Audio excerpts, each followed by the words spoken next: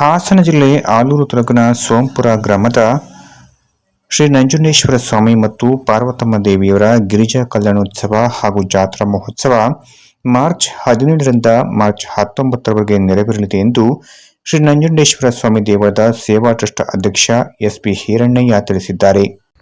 ಓಂ ಶ್ರೀ ನಂಜುಂಡೇಶ್ವರಾಯ ನಮಃ. ಈ ದಿನ ನಮ್ಮ ನಂಜುಂಡೇಶ್ವರ ಸ್ವಾಮಿ ಸುಕ್ಷೇತ್ರ ಸೋಂಪುರ ಆಲೂರು ತಾಲೂಕು, ನಂಜನಗೂಡು ತಾಲೂಕು, ಹಾಸನ ತಾಲೂಕು. ಇಲ್ಲಿ ಒಂದು ಪ್ರೆಸ್ ಮೀಟ್ ಮಾಡಬೇಕು ಅಂತ ನಮ್ಮ ರಾಜೇಶನ್ನ ಕೇಳ್ಕೊಂಡ್ವಿ. ಅವರಿಗೆ ರಾಜೇಶ್ಗೆ ಧನ್ಯವಾದಗಳು. ಹಾಗೂ TV 9 Kannada, talk Kannada, public Kannada ಎಲ್ಲರಿಗೂ ಧನ್ಯವಾದಗಳು. ಇಲ್ಲಿ ದಿನಾಂಕ 17/3/2024 ಭಾನುವಾರದಿಂದ 19/3/2024 ಮಂಗಳವಾರದವರೆಗೂ ಶ್ರೀ ನಂಜುಂಡೇಶ್ವರ ಸ್ವಾಮಿ ಮತ್ತು ಪಾರ್ವತಮ್ಮ ದೇವಿಯವರ ಗಿರಿಜಾ ಕಲ್ಯಾಣೋತ್ಸವ ಹಾಗೂ ಜಾತ್ರಾ ಮಹೋತ್ಸವವನ್ನು ವರ್ಷದಂತೆ ಈ ವರ್ಷವೂ ನಡೆಸ್ತಾ ಇದ್ದೇವೆ. ಈ ಜಾತ್ರಾ ಮಹೋತ್ಸವಕ್ಕೆ ಸುಮಾರು 12 ಹಳ್ಳಿಯ ದೇವರುಗಳು ಹಾಗೂ ಗ್ರಾಮಸ್ಥರುಗಳು ಹಾಗೂ ನಂಜುಂಡೇಶ್ವರ ಸ್ವಾಮಿಯ ಭಕ್ತಾದಿಗಳು, ಒಕ್ಕಲು ಮನೆತನಗಳು ಎಲ್ಲರೂ ಈ ಜಾತ್ರಾ ಮಹೋತ್ಸವಕ್ಕೆ, ಗಿರಿಜಾ ಕಲ್ಯಾಣೋತ್ಸವಕ್ಕೆ ಆಗಮಿಸ್ತಾರೆ.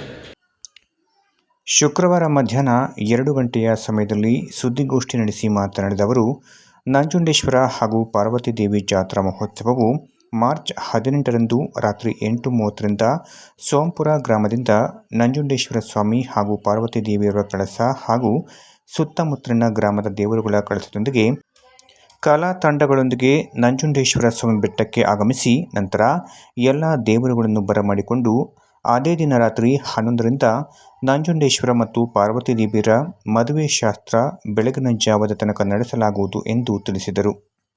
ಈ ಶಾಸ್ತ್ರದಲ್ಲಿ ಹಿಂದಿಂದ ವಾಡಿಕೆ ಇದೆ. ಮದುವೆ ಆಗದಿದ್ದಂಥ ಯುವಕರು, ಸಂತಾನ ಭಾಗ್ಯ ಆದಂಥ ಮಹಿಳೆಯರು ಅವರು ಸಹ ಇದರಲ್ಲಿ ಶಾಸ್ತ್ರಕ್ಕೆ ಭಾಗವಹಿಸಿದರೆ, ಗಿರಿಜಾ ಕಲ್ಯಾಣಕ್ಕೆ ಭಾಗವಹಿಸಿದರೆ ಮಕ್ಕಳಾಗುತ್ತೆ, ಸಂತಾನ ಅಭಿವೃದ್ಧಿ ಆಗುತ್ತೆ, ಮದುವೆ ವಿವಾಹ ಭಾಗ್ಯ ಹೊಂದುತ್ತೆ ಅಂತ ವಾಡಿಕೆ ಇದೆ. ಅದೇ ರೀತಿ 99% ನಡೆದಿದೆ. ಅದಾದ ನಂತರ ಬೆಳಿಗ್ಗೆ ಬೆಟ್ಟದಲ್ಲಿ ಮಹಾರುದ್ರಾಭಿಷೇಕ ಆಗಿ ಪೂಜಾ ಕಾರ್ಯ ನಡೀತಾ ಇರುತ್ತೆ. ಅದರ ಜೊತೆಗೆ ಸಂಜೆ 7 ಗಂಟೆಯಿಂದ ದೇವರನ್ನ, ನಂಜುಂಡೇಶ್ವರ ಸ್ವಾಮಿಯವರನ್ನ ಉತ್ಸವ ಮೂರ್ತಿಯನ್ನು ನಾವು ಸಿದ್ಧಗೊಳಿಸ್ತೀವಿ ಅಲಂಕಾರ ಮಾಡಿ. 8:30ಕ್ಕೆ ಅಲ್ಲಿಂದ ಕಲಾ ತಂಡಗಳಾದಂತಹ ಕೀಲ್ಕುದುರೆ ಕುಣಿತ ಇರ್ಬೋದು, ಹರಿದೇವರ ಕುಣಿತ ಇರ್ಬೋದು, ನಂದಿದೇವರ ಕುಣಿತ ಇರ್ಬೋದು, ವೀರಗಾಸೆ ಕುಣಿತ ಇರ್ಬೋದು. ಈ ಎಲ್ಲ ಉತ್ಸವಗಳೊಂದಿಗೆ ನಮ್ಮ ದೊಡ್ಡಕಾಣದಿಂದ ವೀರಭದ್ರೇಶ್ವರ ಸ್ವಾಮಿ ಆಗಮಿಸುತ್ತೆ.